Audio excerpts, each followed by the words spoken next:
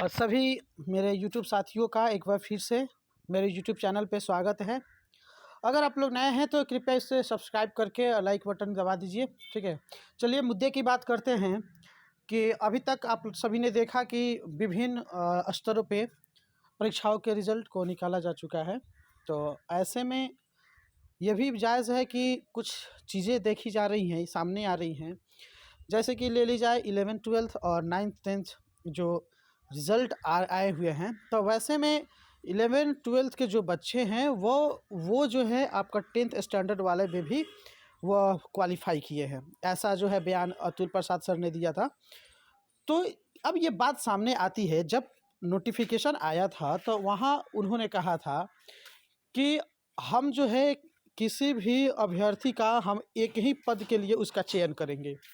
एक ही पद के लिए अर्थात उस समय का जो वक्तव्य था उनका कहना ये था कि जब हम अगर कोई दोनों में तीनों में भरता है और तीनों में क्वालिफ़ाई कर जाता है, तब हम उसे उसकी वरीयता के अनुसार जो वो पहला चॉइस देता है, जैसे वो पहला चॉइस देता है कि नहीं हमको 11th-12th में जाना है, तो उसकी वही पद पे उसको वो दिया जाएगा जो वो वरीयता देगा। जैसे हमने भरा था तो हमने दिया था कि हमारी पहली वरीयता जो है हम 11th-12th में जाएंगे, तो उसका रिज़ल्ट उसी में निकाला जाएगा। तो अब जाके बात आकर फंस जा रही है यहाँ पे कि अब कल का जो इंटरव्यू था उन्होंने बताया कि दोनों में रिज़ल्ट मैंने दिया है। क्यों? क्योंकि अगर उसका 11th-12th में कोई सर्टिफिकेट में इशू आ जाता है तो ऐसे में 9th-10th में भी हो जाएगा। तो अब बात आती है कि अगर ऐसा होता है तो भाई जाहिर सी बात है, जैसे हम लोगों ने देखा, जैसे आप भूगोल की बात कर लो, ठीक है, अर्थशास्त्र की बात कर लो और उसके बाद से पॉलिटिकल साइंस की बात करो, इतिहास की बात करो, सभी में कुछ ना कुछ बच्चे जो है ज़रूर पास किए हैं। 200 400 500 का ये जो आंकड़ा है सब कोई देखा है। तो ऐसे में अगर मान लिया जाए मोटे तौर पे मान लिया जाए, अगर 2000 बच्चे ही इन चारों विषय में पास होते हैं तो 2000 बच्चों का जो सीट है अगर वो दोनों में अगर पास कर जाए, तब तो अब हमको तो हम सबको तो पता नहीं कि उसमें कौन है, ठीक है ना? उतने के बीच में हमें तो पता नहीं है, पर विभाग को इतनी जानकारी है।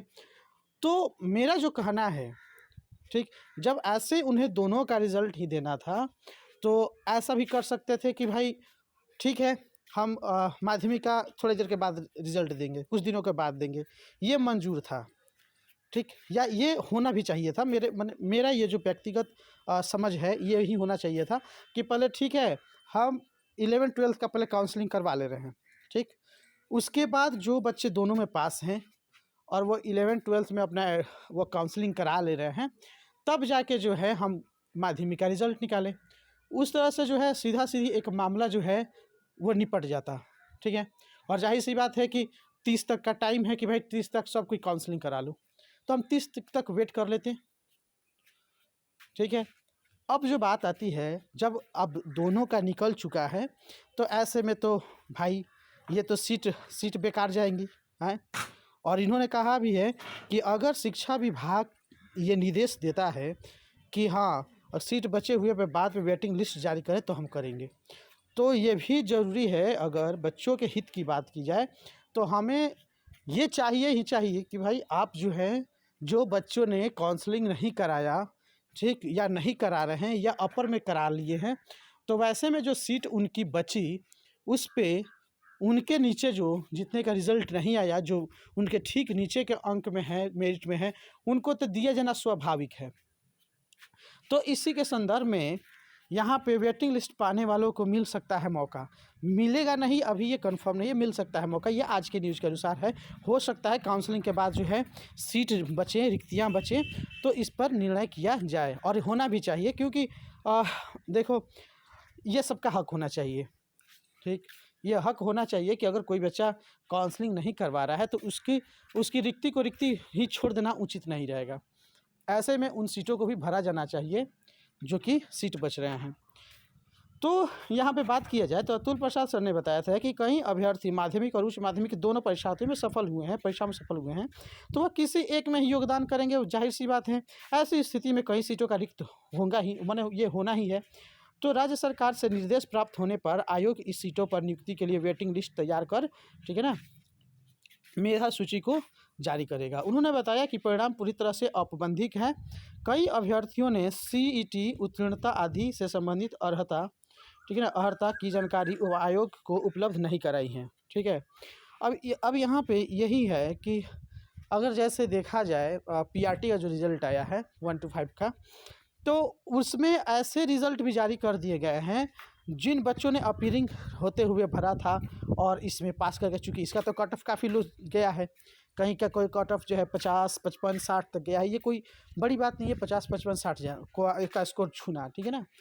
तो ऐसे में कुछ बच्चे जो अपीयरिंग थे सीटेट पास नहीं किए, या कुछ कुछ बैचे होंगे, 1-2% कुछ बच्चे होंगे जिन्होंने डीएलएड का किसी वजह से उनका रिज़ल्ट पेंडिंग हो गया होगा, या किसी में क्रॉस लग गया होगा। हालांकि क्रॉस तो नहीं लगता, लेकिन फिर भी अगर मान के चला जाए कि अगर 1-8% कैसे बच्चे हैं तो उनको तो रिज़ल्ट रोकना वाजिब है।